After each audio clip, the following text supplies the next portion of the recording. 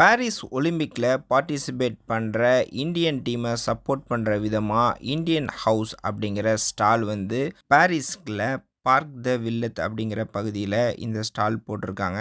இங்கே பார்த்தீங்கன்னா இந்தியாவினுடைய பொருட்கள், இந்தியாவினுடைய கலாச்சாரம், இந்தியா டீம் எத்தனை மெம்பர்ஸ் வந்து கலந்துக்கிறாங்க அப்படிங்கிறத பற்றியும், இந்தியாவினுடைய ஃபுட் ஸ்டால்லாம் இங்கே இருந்துச்சு. அது மட்டும் இல்லாமல் ஆட்டம் பாட்டம் டான்ஸஸ் எல்லா ப்ரோக்ராமும் இங்கே வச்சுருக்காங்க. இதுக்கு என்ட்ரன்ஸ் டிக்கெட் பார்த்தீங்கன்னா €5 வாங்கிட்டு போகணும். ஆன்லைனில் வாங்கிட்டு போகிறது பெட்டர். நேரில் போனால் பயங்கரமான கூட்டம் இருக்கும். வாங்குறது ரொம்ப கஷ்டமாக இருக்குது. ஹேண்டிகேப் கார்டு வச்சுருந்தீங்க அப்படின்னா அவங்களுக்கு என்ட்ரன்ஸ் ஃப்ரீ.